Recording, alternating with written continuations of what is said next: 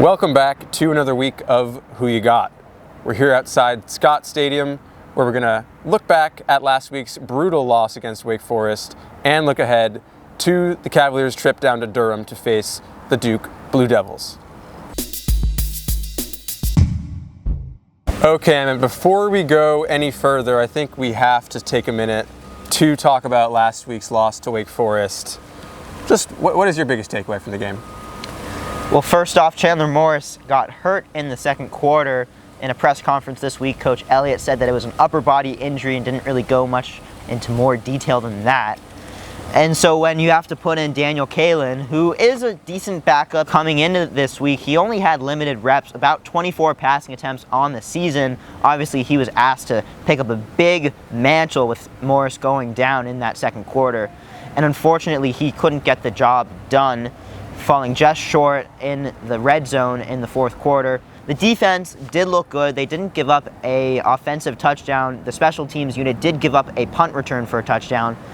So overall, it's not a great week against Wake Forest. You just have to look forward to next week against the Blue Devils. I mean, I think I agree with most of what you're saying, but I do want to pump the brakes on the kind of sky is falling narrative around Charlottesville now after Saturday's loss. Obviously, it stung in the moment. We were both there on the hill. I mean, really, really a devastating feeling as it happened.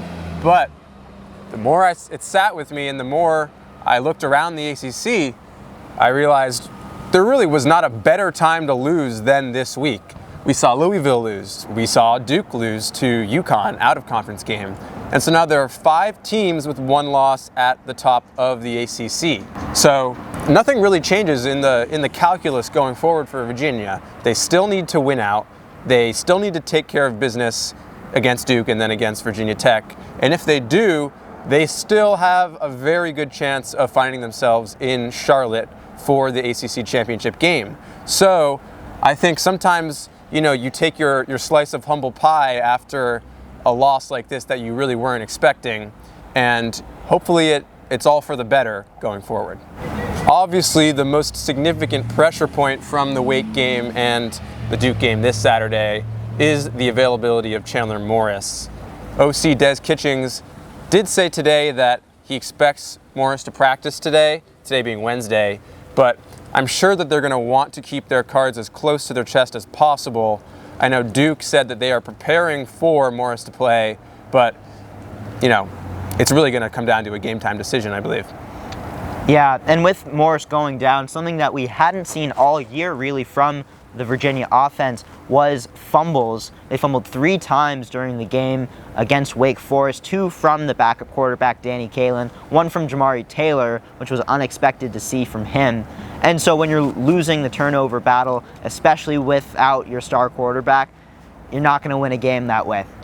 Yeah, that Jamari Taylor fumble was really upsetting to see, honestly. He had a strong game, about 98 yards, I think it was, and just got stripped clean on that fourth quarter drive where they looked like they had the momentum to snatch back the game at that point. So, you put the ball on the ground 3 times, you lose the turnover margin by 3.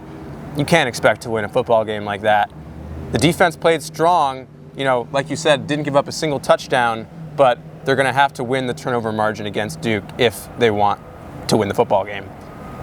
And Duke's quarterback, Darian Mensah, had 2 interceptions of his own last week against UConn. One of them was a tip at the line of scrimmage. The other one was a pretty ugly interception on the sideline.